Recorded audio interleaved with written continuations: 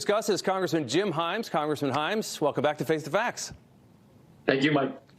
For years, we've heard things out of Washington like elections have consequences, or this is going to be a one-term president.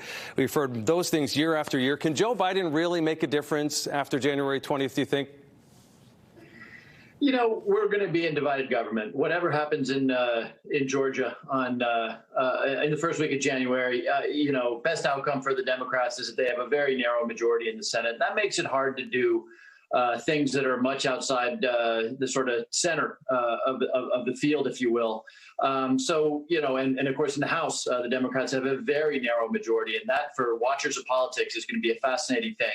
But to answer your question, look, Joe Biden, people know Joe Biden. Joe Biden is a guy who really puts a very high value on bringing people into the conversation, of bringing in people who disagree with him into the conversation, cultivating relationships. You know, we haven't had that in a very long time in Washington, D.C. As much as I was a supporter of Barack Obama, Barack Obama, he was more of an introvert than Joe Biden. So I'm hoping we get to a place where we have a more constructive, more civil, more productive conversation.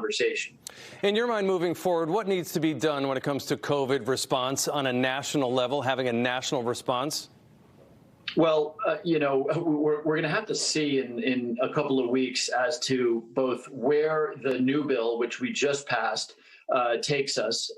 It feels small and very, very late. Of course, this is a bill that should have passed 4 months ago, and already, the night before, people were losing benefits. Finally, the thing gets passed. But we need to sort of, watch very carefully how the small business aid gets into the hands of small businesses, how the unemployment insurance gets out there, whether we've done enough money to make sure that people can get the vaccine as rapidly as possible. And I suspect that 2-3 months from now, we're going to realize that to get the economy going again, we're going to need to do probably some additional economic stimulus. And I'm hoping that points the way towards infrastructure, which, as you know, is something that is absolutely essential to the state of Connecticut.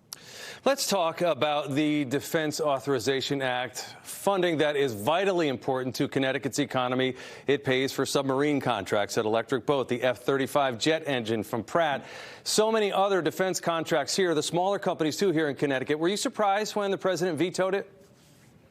Well, after 4 years, I'm not surprised by anything that comes out of the White House. In fact, a day in which something shocking doesn't happen is actually a pretty unusual day. So I guess I was sort of tactically surprised, right? Because I mean, if you're gonna veto a bill that has passed every single year for the last 60 years, that has overwhelmingly bipartisan support, as you saw in the House, I mean, we overrode that veto with room to spare. It just strikes me as sort of asking for a loss on your way out the door. And this is not a guy who likes to lose, apparently. But no, it was painful to see, right? Because as you point out, I mean, there are thousands of hardworking middle-class families in the state of Connecticut who rely on the certainty that comes from that bill. It's the helicopters, it's the submarines, it's the jet engines, you name it.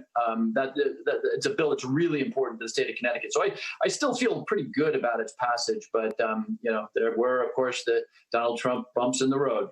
So the concern from the president was the power that some of these big social media companies have, the Facebooks, Apple, Netflix, Google, all of them. He wanted to tie that to that bill. What needs to be done instead? I mean, there are people on both sides of the aisle that agree that some of these companies either need to be broken up or they need to be regulated more. What do you think? Yeah, and remember, it wasn't just that, right? I mean, he threw a fit over the idea of renaming our military bases that are named after Confederate generals. I mean, people who fought against the United States of America. He thought that was a bad idea, even though the vast majority of Americans support it. But the larger question, look, he's not wrong. All of us are becoming aware of the immense power to influence public sentiment, to get conspiracy theories going, to pass on misinformation. We're all becoming aware of the power of the big social media platforms, Facebook, Twitter, that kind of thing. So he's not wrong that we ought to take a look. Now, he's absolutely wrong to come in at the last minute and to threaten to veto a defense bill, which at the end of the day doesn't have a lot to do, or anything really to do with the social media platforms because he's angry at what he perceives as bias against him on those platforms. It's a really complicated problem, though. I mean, remember, companies like Facebook and Twitter, people have the right to say what they want to say, protected under the First Amendment of the Constitution. That makes this a challenging problem. And guys like me who, the government broadly defined, we can't get into the business of saying, well, this is good information and this is misinformation, and we're not going to let you see this That's not what we do in this country. So he's not wrong, but it is a big and complicated problem that we should take up, we should work on, we should think about regulation, but obviously holding up the National Defense Authorization because he's sort of thrown a hissy fit about that is a very bad idea. Last question, I got about a minute. You're on a permanent select committee on intelligence. How concerned are you about this massive Russian computer hack gaining access to power grids, nuclear codes, countless other sensitive systems? How concerned should we be about this?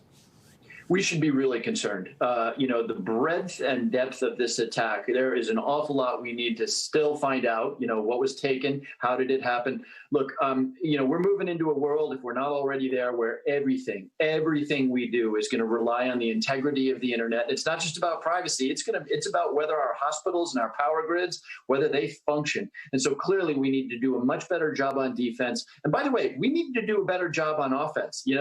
I have never felt that we extracted the kind of cost from the Russians that we should have in 2016. And now we need to make it clear to the Russians that if you do this, you will pay a very serious cost. If we don't do that, they'll do it again. Looking forward to seeing how we do that. Congressman Jim Himes, thanks for joining us on Face the Facts. I hope you stay healthy. Thank you, Mike.